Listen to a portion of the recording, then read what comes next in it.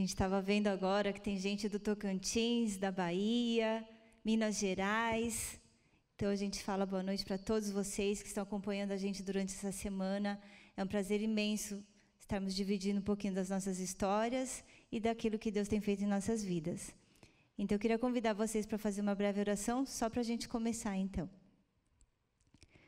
Nosso maravilhoso bom Pai, agradecemos por mais essa noite, por todas as pessoas que estão conseguindo escutar a Tua palavra, as mensagens dadas essa semana.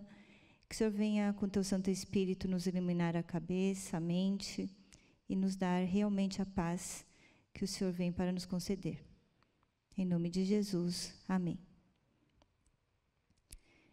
Então, a gente tem visto aí durante a semana o que tem acontecido com o mundo doente, a cura que Jesus veio para dar.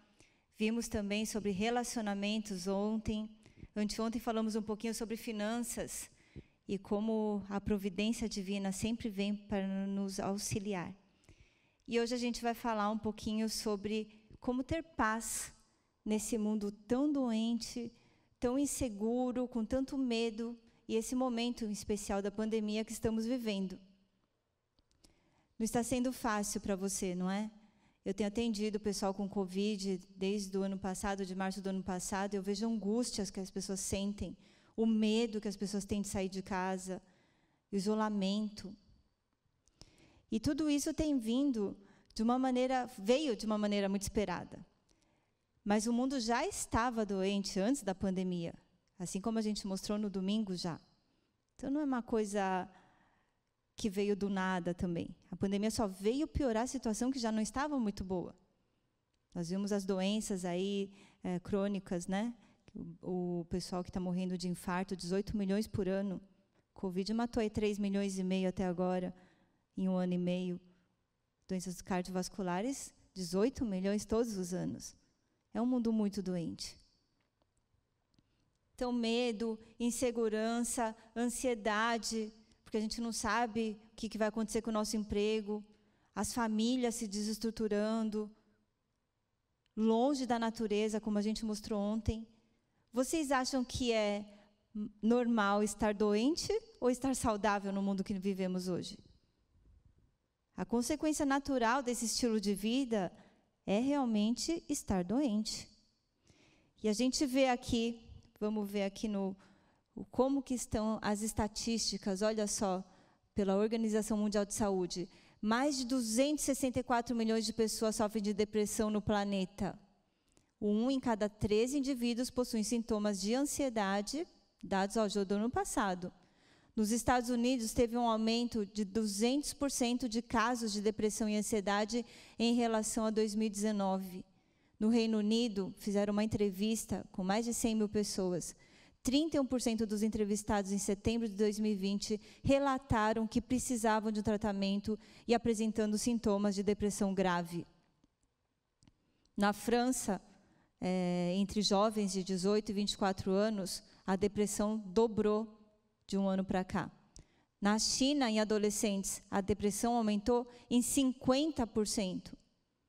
1/3 da população mundial, global, está afetada mentalmente pela pandemia. E aquilo que a gente falou, já estava ruim a nossa situação. A pandemia só veio piorar um pouquinho.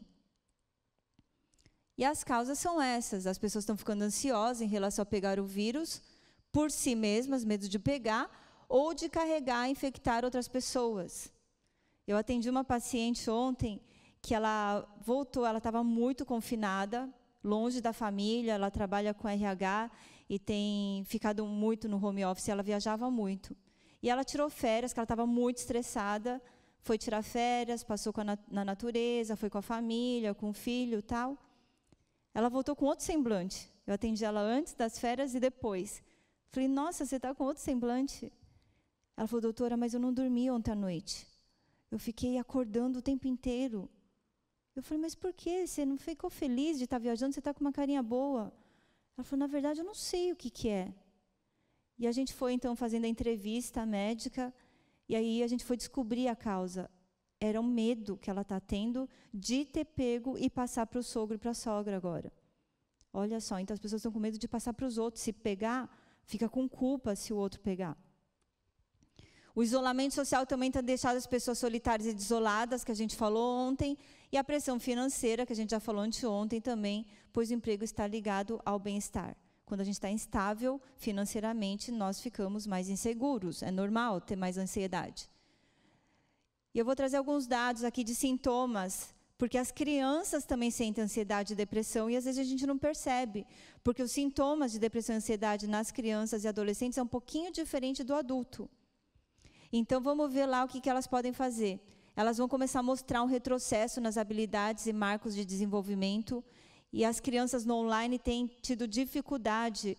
Eu tenho amigos que têm filhos que estão sendo alfabetizados. A dificuldade, né? Minha sobrinha está sendo alfabetizada num momento que está no online. Imagina a dificuldade que essas crianças têm de se concentrar, né? E a autocobrança que elas têm de ter que ficar na frente da tela, porque antes não podia ficar na tela. Agora é obrigado a ficar, se não ficar, apanha. Agitação e irritabilidade, assusta e chora com facilidade, mais difícil de consolar, então a criança fica mais agitadinha, fica chorosa, né? Os bebês ficam chorando, adormecem, acordam mais durante a noite, tem distúrbio de sono, ou dorme muito ou dorme pouco, tem dificuldade de pegar no sono. Existem também problemas de alimentação, tem mais refluxo, prisão de ventre, ou as fezes ficam mais molinhas, né? E algumas têm queixa de dor de estômago. Elas têm essa ansiedade de separação, elas ficam mais pegajosas, não quer soltar da barra da mãe, ou do pai, ou da babá, fica assim mais insegura, com medo, e fica também, às vezes, espancando, tem sensação de frustração, fica mordendo os outros, ou mordendo a mãe, a avó, quem está por perto, e tem crianças que ficam se arranhando também, né? Umas vão fazer xixi na cama, já estavam com o esfíncter, já tinha tirado a fraldinha, mas agora começa a fazer xixi de novo. Necessidades expressas com urgência, embora aparentemente capaz de se sentir satisfeito, parece que nada satisfaz, fica fazendo birra, que a gente fala, né? E conflito e agressão, ou temas como doença ou morte durante o jogo, está brincando, começa a vir com agressão ou com palavras que expressam agressão ou morte. Eu vou te matar, eu quero morrer, alguma coisa assim. Com relação aos adolescentes, eles têm muita mudança no humor, eles ficam mais irritados continuamente, têm um sentimento de desespero ou raiva e conflitos frequentes. Discute muito com os pais, discute com os amigos, discute com as pessoas que estão na frente, nem sabe por que está discutindo. Existem mudanças no comportamento, como afastamento dos relacionamentos pessoais. O pai começa a perceber a mãe, que aquele adolescente antes falava, estava com a namorada direto no telefone, com os amigos, e agora não tem mais vontade de falar. Tem também uma perda de interesse nas atividades desfrutadas anteriormente, gostava de escutar música, não gosta mais, gostava de ver algumas coisas na internet, também não procura mais. Esse adolescente também pode ter alteração de sono, ou dorme muito ou dorme pouco. E mudanças no apetite, né, no peso ou nos padrões alimentares, ou tem compulsão ou para de comer. Pode ter um problema de memória, bastante dificuldade ou perda na concentração, tem menos interesse em trabalhos escolares e tem uma queda no esforço acadêmico, né, nas notas. Muda a aparência, como falta de higiene pessoal básica, aquela menina que sempre estava no espelho, penteando o cabelo, queria que o cabelo tivesse bonitinho, não tem mais esse interesse. Pode ter também um aumento de comportamento de risco ou imprudente, como o uso de drogas ou álcool, para diminuir aquela ansiedade. E vem, em momentos mais graves, pensamentos sobre morte ou suicídio, ou fica constantemente falando sobre isso. Isso são sinais de alerta, gente, tanto em crianças como em adolescentes, que vocês têm que ter aí em casa. Bom, a gente falou, né, sobre a vitamina N, que o Dr. Richard Louv fala no seu livro, A Última Criança na Natureza. E os japoneses também, desde a década de 80, têm feito essa pesquisa. Vocês sabem que o Japão é um dos países que mais tem suicídio no mundo, pela autocobrança, pelas metas, trabalham muito. E tem aquele que chama de karochi, eles acabam morrendo subitamente de tanto trabalhar por causa do estresse. Então, os pesquisadores, médicos, biólogos começaram a ver como é que aqueles japoneses poderiam ficar mais tranquilos. E viram que se eles colocassem um passeio no parque, em algum lugar que tivesse natureza, nem que fosse 15 minutos, e começaram a medir que acontecia com o corpo dessas pessoas que passavam no parque perto do trabalho, ou que eles levavam essas pessoas para sair do seu ambiente de trabalho por 15 minutos por dia só. E eles começaram a ver que esses japoneses abaixava a pressão, ficavam mais calmos. E essa pesquisa, que acabou tendo o nome de banho de floresta, que em japonês a gente chama de Shinrin-yoku, que é realmente um bem-estar que a pessoa vai sentir quando ficar na natureza. Esses indivíduos que vivem e interagem em espaços verdes relatam ser mais enérgicos, sentem mais energia, têm mais saúde geral, têm mais senso de propósito significativo na vida. Então, a natureza tem grandes benefícios para o cérebro, e isso também é demonstrado pelo aumento da felicidade, sensação de bem-estar, inclusive no aprendizado. Depois, essa pesquisa foi feita também nos Estados Unidos, com crianças em escolas, tipo cidades como Nova York, e os pesquisadores levavam essas crianças também para ficar de 15 a 20 minutos brincando em parques perto da escola, e eles perceberam que essas crianças têm maior capacidade de aprendizado, cognição e memória. Bom, então tem vários benefícios de estar na natureza. Diminui a pressão, melhora o humor, diminui o estresse e a ansiedade, que a gente está falando hoje de saúde mental, melhora o sono, melhora também a imunidade, aumenta dessas células natural killer, que a gente chama, que são células da nossa imunidade. Olha que interessante. Então, passar mais tempo na natureza, além da gente relaxar com as coisas que o Dr. Sela falou aqui, para ajudar no sono, e não é só para o sono, é para a gente acalmar um pouquinho também, a gente tem esse banho de floresta aí.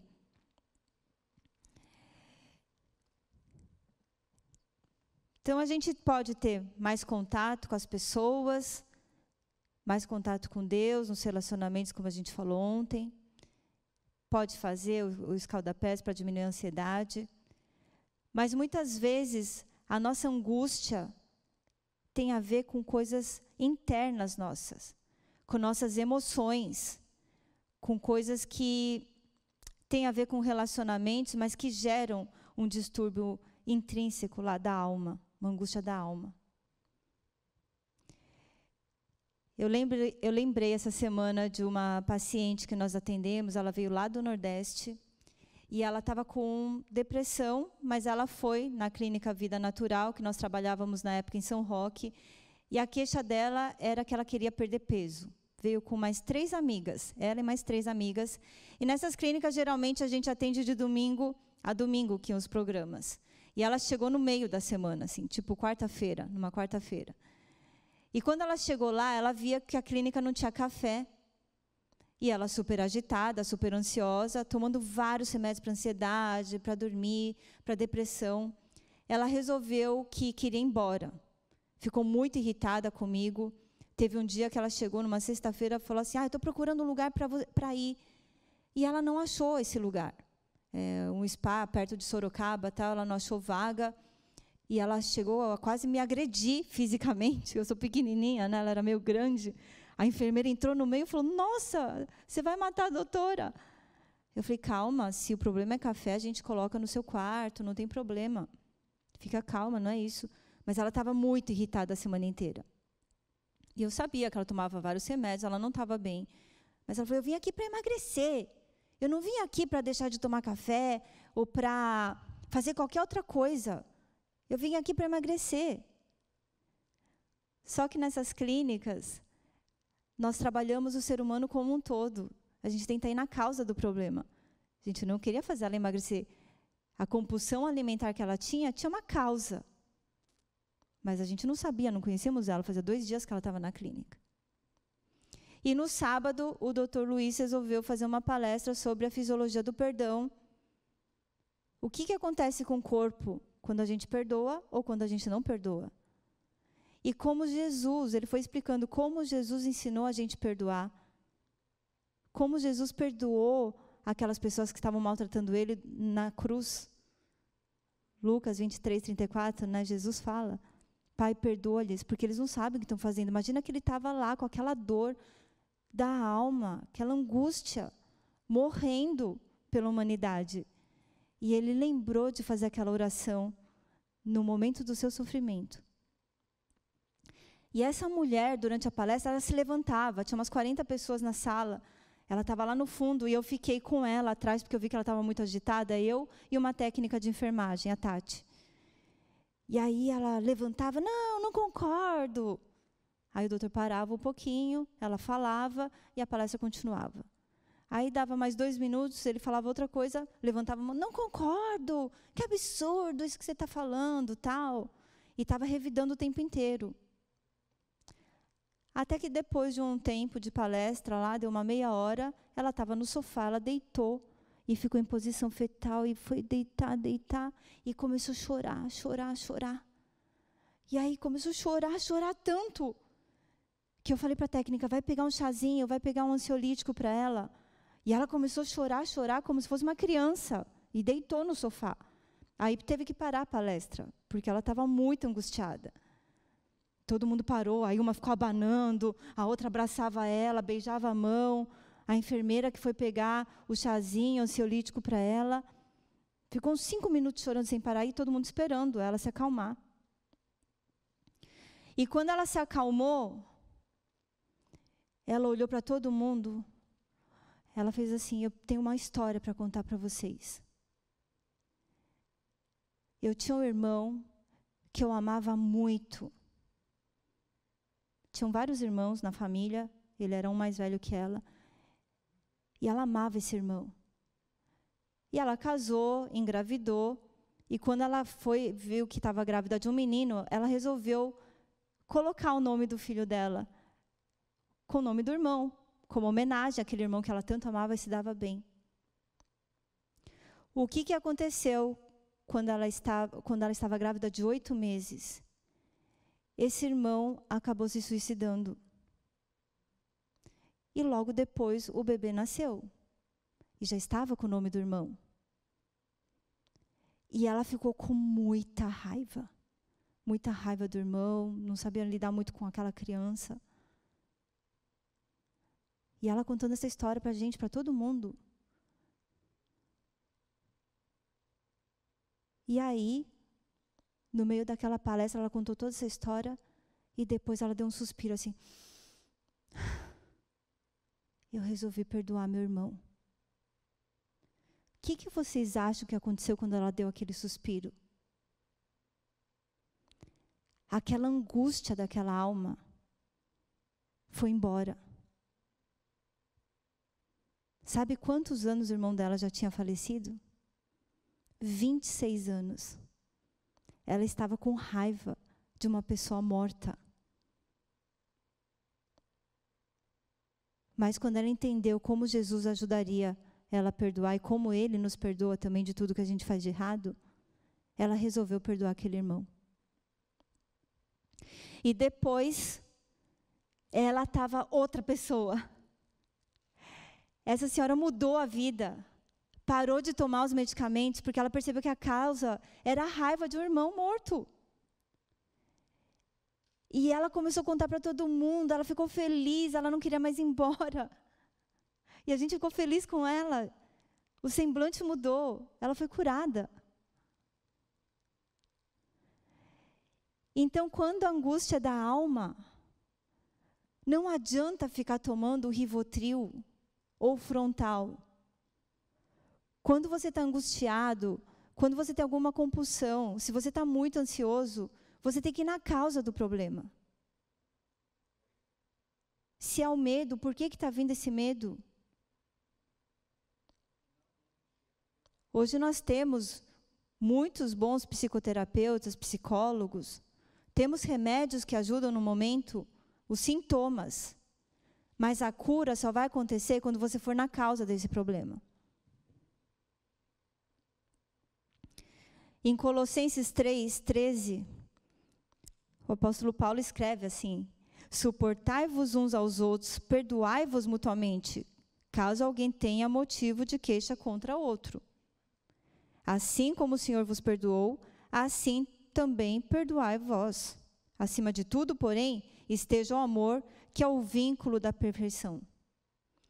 E seja a paz de Cristo o árbitro em vosso coração, a qual também fostes chamados em um só corpo, e sede agradecidos. Perdoai-vos uns aos outros, assim como Jesus perdoou. Mas isso não é fácil.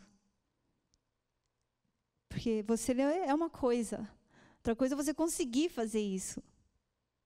É uma luta interna. Isso é divino. Aqui, seja a paz de Cristo hábito em vosso coração, a qual também foste chamados em um só corpo, e sede agradecidos. Esteja o amor, que é o vínculo da perfeição. Deus é amor. Se Ele é a fonte de amor, a gente tem que ir nessa fonte para realmente ter essa paz de espírito e conseguir perdoar as pessoas. Quando a gente foi para os Estados Unidos tirar nosso ano sabático, eu falei para vocês que a gente ficou em 2009, né, fora. E a gente ficou nessa clínica aqui, ó, lá na Geórgia. E essa clínica era uma clínica, tinha um hospital também acoplado, para mudar o estilo de vida das pessoas. E essa clínica também vê as pessoas de uma maneira integral. E nós conhecemos, então, esse médico que está ajoelhado aqui, com esse paciente que tinha vindo lá de Honduras, um advogado, 40 anos de idade, e a irmã dele, eu lembro até hoje, a irmã dele chegou com 2 malas grandes. Eu falei, nossa, quanta mala! E quando ela abriu uma das malas, era uma mala cheia de exames. Exame de sangue, eletroencefalograma, tomografia, tudo. Ela abriu aquela mala cheia de remédios, cheia de exames, e falou para a gente, aqui é o último lugar que eu trago meu irmão. Ele é muito inteligente, ele é advogado. Mas eu não sei mais o que fazer. Já levei para a China, já levei nos melhores neurologistas, lá de Washington, e eu não sei mais o que fazer com ele. Ele tem uma enxaqueca grave, ele bate a cabeça na parede, tentou 30 vezes suicídio e todo mundo fala que ele é louco, mas eu sei que ele não é louco. Meu irmão não é louco. Tem alguma coisa, e aqui é o último lugar que eu vou deixar ele. Quando ela falou isso, o Dr. Grivas falou, nossa, a gente tem que orar. Como assim? Foi para o mundo inteiro, foi para a China, foi para Washington. Como é que a gente ia ajudar ele? E a gente orou para Deus nos iluminar o que a gente tinha que fazer com ele. E começou os tratamentos naturais, uma comida vegetariana, fazendo pé de luva, igual vocês aprenderam aqui, também isso daqui serve para dor de cabeça, coloca o gelo na cabeça, coloca o pezinho na água quente. 1 semana, 2 semanas, e o moço estava assim, ó, com esse óculos, porque se ele olhasse para a luz, começava a dar crise de enxaqueca. Gastava mais de $1.000 em medicamentos, e remédios, e vitaminas, tal. Dinheirão. Dava muita dor de cabeça, e essa cara triste. Um homem bonito, que para quem é da minha geração, se assistiu Matrix, ele parecia o Keanu Reeves, se vocês virem aí direito na foto. Mas estava triste, com a angústia da alma. Até que o Dr. Grivas resolveu, então, que um estudante ia ficar com ele, dormindo, para ver se ele, à noite, tinha insônia, como é que era a noite dele, se era muito agitado e tal. E ele começou, então, a acompanhar, ficou amigo do Alex. Era um estudante de 18 anos de idade, um voluntário. Ficou muito amigo, e o Alex começou a desabafar, então, que ele tinha um pai, que ele tinha muito trauma desse pai, que o pai era alcoólatra. Bebia muito quando ele era criança, e ele tinha mais 2 irmãs mais velhas. E a mãe apanhava muito, as irmãs apanhavam muito, e ele não, porque ele era o menino da família. Só que imagina aquela angústia daquela criança vendo a mãe apanhando o pai alcoólatra, cresceu com medo, com angústia, com uma sensação de impotência, que não podia fazer nada. E aí o que aconteceu? A mãe dele infartou aos 40 anos de idade. Morreu precocemente, né, de desgosto, talvez. Rapidamente ela faleceu. Logo depois, a irmã mais velha, com 15 anos, saiu de casa. A outra casou super jovem. E para quem que sobrou aquele pai, com 16 anos de idade? Para ele cuidar. O pai acabou parando de beber, se controlou, mas ele tinha que cuidar de um pai que ele tinha muita raiva e mágoa. E quando esse estudante contou isso para a gente viu, colocou ele, né, na psicoterapia, ele já estava, colocamos um capelão em jogo para estar lendo a Bíblia com ele, fazendo oração, para que ele pudesse perdoar aquele pai. E aí, depois de 4 semanas, ele olhou para a gente e falou: eu perdoo meu pai. Estudou a Bíblia, voltou para Honduras. Ele resolveu que não ia mais olhar para o passado ou para aquela mágoa que ele tinha no coração.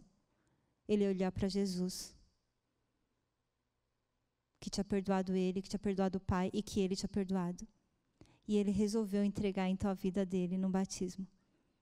Ele acabou procurando uma igreja adventista lá em Honduras e acabou se batizando. E 2 meses depois, ele mandou um menino com 18 anos, com enxaqueca grave também, mas era a mesma história, era uma história muito parecida com a dele. Então, a recuperação foi mais rápida, porque a gente já percebeu que aquele menino estava com enxaqueca porque estava com raiva do pai. Então, perdão. Então, se você está com falta de paz e uma angústia da alma, que vem de um sentimento que você tem de mágoa, de raiva, ou de frustração, ou de alguma coisa do passado que você não conseguiu trabalhar, ou uma culpa que você tem.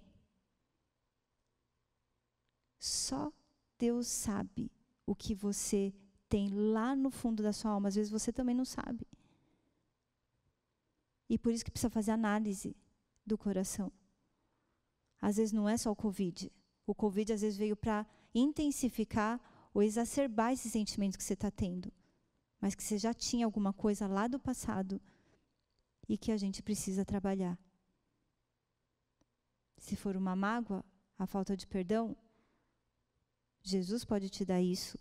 O Espírito Santo vai te capacitar, se você estiver conectado com a fonte do amor. Quando a gente lê lá Filipenses 4, se você estiver com a Bíblia aí, um pouquinho antes do Colossenses que a gente acabou de ler, Filipenses 4, eu falo para os pacientes que isso daqui é um remédio natural. Muita gente tomando benzodiazepínico, Rivotril, não é? Frontal, diazepam, o pessoal adora diazepam para ansiedade. Mas olha que a Bíblia tem um ansiolítico aqui para a gente, ó. Alegrai-vos sempre no Senhor, outra vez digo, alegrai-vos. Seja a vossa moderação conhecida de todos os homens, perto está o Senhor. Versículo 6, Filipenses 4, 6. Não andeis ansiosos de coisa alguma. Ponto e vírgula. Em tudo, porém, sejam conhecidas diante de Deus as vossas petições, pela oração e pela súplica, com ações de graças. Então, o que o apóstolo Paulo está falando aqui? A palavra está falando.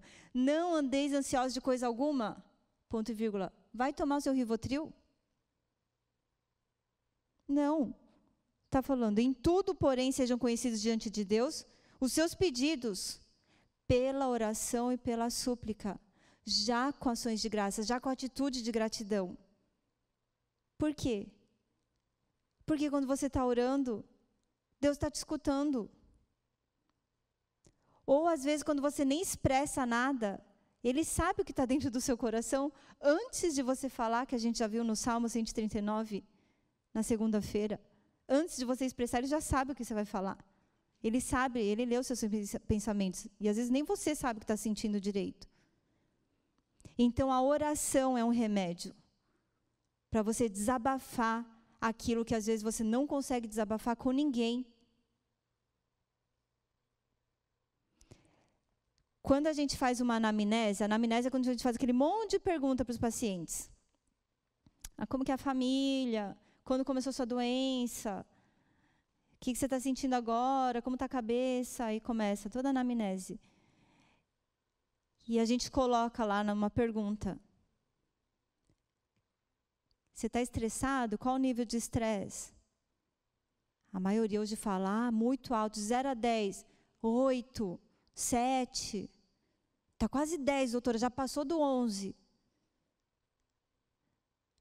E aí a próxima pergunta é: qual que é a sua fonte de suporte? Onde você busca suporte para essa sua angústia e seu estresse? Aí eles ficam olhando assim para a gente. Faço terapia. Alguns têm amigos. Mas a grande maioria fala que sou eu mesmo. Eu não tenho uma fonte de suporte. Como é que fica aquela cabeça que está super estressada, super angustiada, não confia em ninguém para desabafar, nem no próprio terapeuta? Como é que fica? E a gente pergunta: você tem fé em alguma coisa? As pessoas que têm fé, elas têm menos risco de adoecimento, têm menos comportamentos de risco e têm menos problemas com depressão e ansiedade. E se elas ficam doentes, elas têm menos tempo de internação do que as pessoas que não têm fé.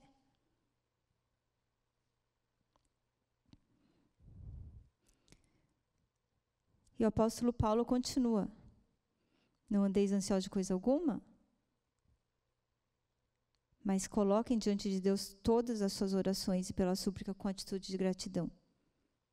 E a paz de Deus, que excede todo entendimento, vai guardar o seu coração e a sua mente em Cristo Jesus. A paz, que excede todo entendimento, vai guardar o seu coração e a sua mente em Cristo Jesus. Quando nós estávamos nessa clínica em São Roque, teve um senhor que veio. Ele tinha uma história de alcoolismo. Mas era um senhor sereno, tranquilo. E ele foi contar a história dele, como que ele parou de beber. Ele bebia muito, muito. E ele tinha uma esposa cristã. E um dia, ele fez uma aposta, coisa de bêbado. Ele fez uma aposta com um amigo dele, que bebia com ele todas as noites, chegava de madrugada, não tinha horário para chegar em casa. Uma loucura. Ele olhou para o amigo e falou assim: vamos fazer uma aposta. Eu aposto que minha esposa é melhor que a sua. Aí o amigo: não, a minha é melhor, a minha é melhor. Não, a minha é melhor. Aí o outro ficava: não, a minha é melhor. Estavam num bar bebendo. E fizeram uma aposta para ver que esposa que era melhor. Ele contando essa história no consultório. E ele chegou, ele falou assim: vamos na minha casa primeiro, que a minha esposa é melhor. E ele foi para casa, chegou com um amigo bêbado, abriu a porta, começou a gritar, 2 horas da manhã. Bebê, tocando a campainha. A esposa veio correndo, né? Com a camisolinha dela. E falou assim: chegamos aí, faz uma janta pra gente, que a gente está morrendo de fome. E a esposa começou a fazer a janta, pegou as coisas, começou a fazer e tal. Aí o amigo dele olhou e falou assim: você já ganhou, tchau pra você, vou dormir na minha casa.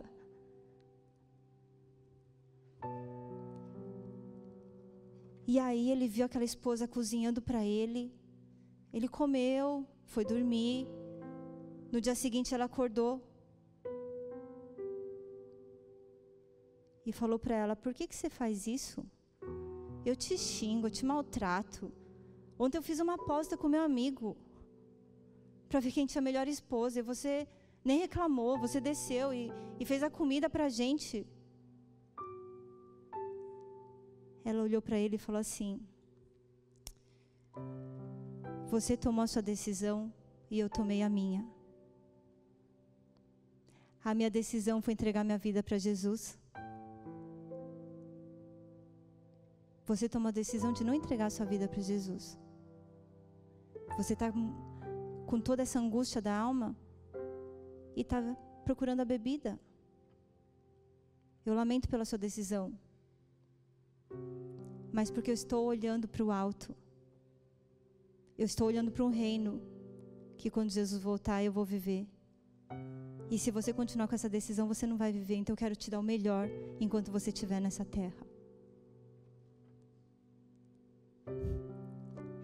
Aquele marido olhou para aquela esposa Falou, gente do céu, caiu uma ficha nele. Aquela esposa tinha realmente o amor no coração, a fonte do amor no coração. Onde é que estava o olhar daquela esposa? Ele estava olhando para a angústia dele financeira, indo beber com os amigos, não ter horário para chegar, falsa liberdade. Mas aquela esposa estava com o olhar em algo maior do que essa terra tem para oferecer. Algo maior do que o sofrimento que aquele marido trazia para ela. Ela estava olhando para o reino de Deus e para o amor que Jesus tinha colocado no coração dela para ajudar aquela pessoa que ela estava casada. O que vocês acham que aconteceu com esse marido? Ele entregou a vida dele também no batismo.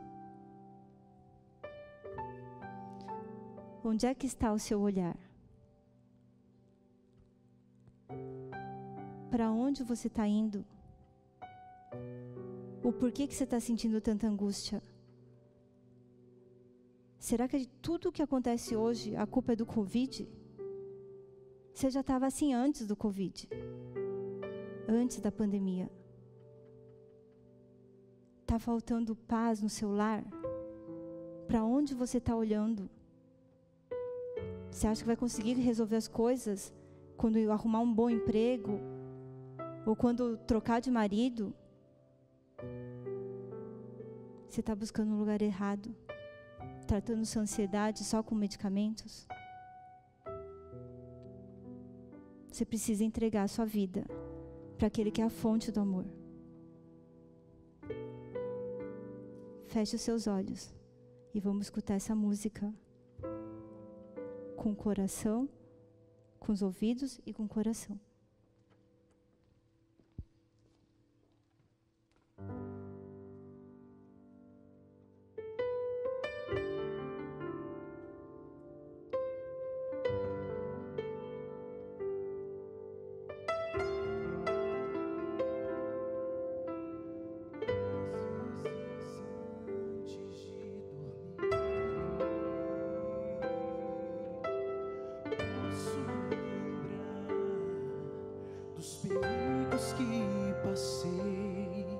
São tantos caminhos, tantas pessoas que preenchem cada instante do viver.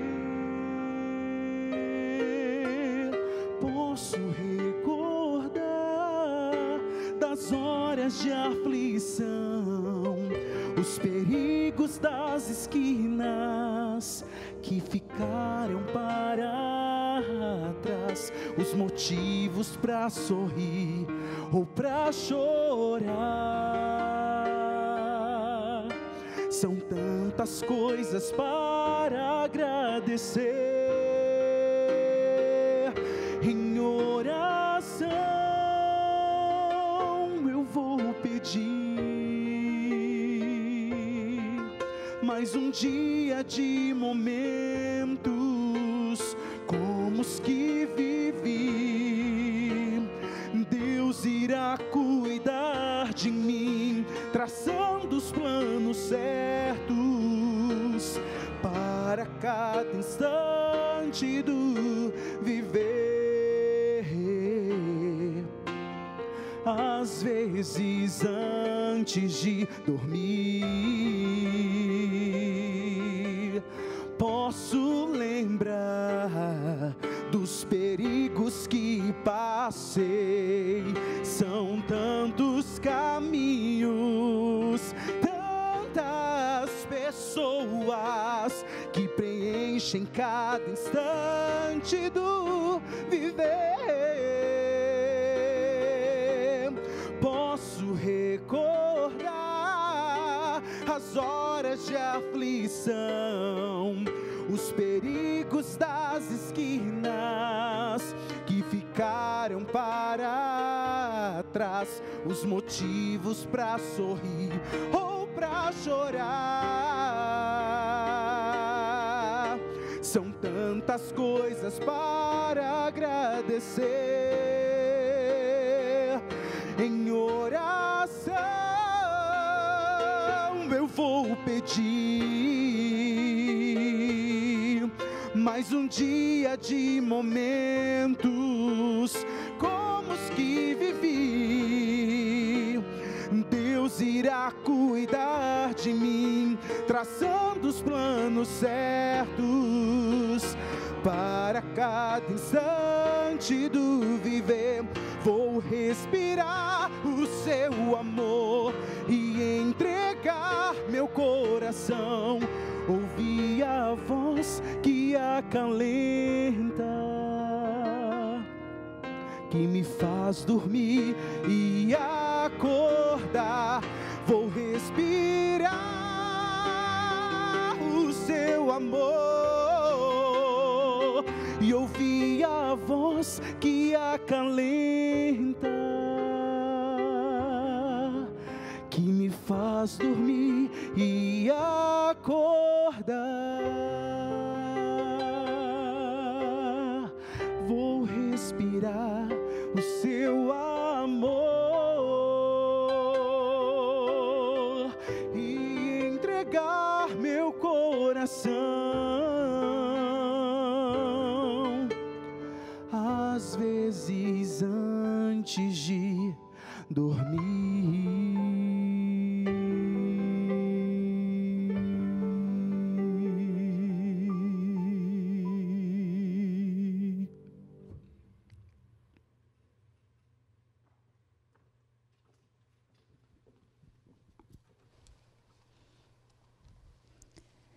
Para aqueles que estão cansados, Salmo 91, 2.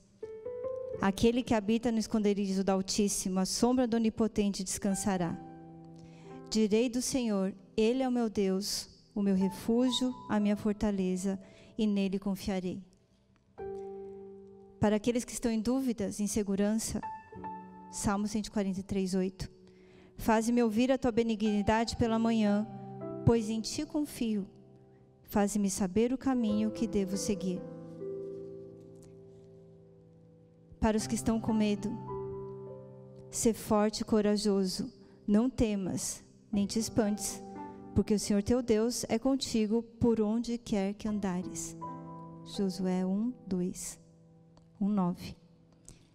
E para aqueles que se sentem perdidos, confie no Senhor de todo o teu coração e não te estribes no teu próprio entendimento. Reconhece-o em todos os teus caminhos e Ele endireitará as tuas veredas. Provérbios 3, 5 a 6. Se você estiver no sofá, sai do sofá. Se você estiver no escritório, então você vai inclinar a fronte. Não importa se você está no banheiro ou em algum lugar aí da sua casa. Se puder ajoelhar, em atitude de reverência, vamos fazer uma oração para o nosso Deus. Nosso maravilhoso bom Pai, nós queremos confiar a nossa vida em Tuas mãos, entregar nossas angústias, a nossa ansiedade, as nossas culpas, as nossas mágoas. Queremos entregar tudo para Ti, os nossos pecados, as nossas falhas de caráter. E que a gente possa ter a certeza, meu Pai, que em Ti a gente pode confiar. Que a gente possa confiar nossa vida, tudo que a gente tem lá dentro do nosso coração, que às vezes nem a gente sabe, que tem incomodado e tirado a nossa paz de espírito. Mas que a gente possa se alegrar no Senhor, confiando a nossa vida completamente em Tuas mãos, com atitude de gratidão, sabendo que o Senhor é amor. Conceda-nos a Tua paz que excede todo entendimento, em nome de Jesus. Amém.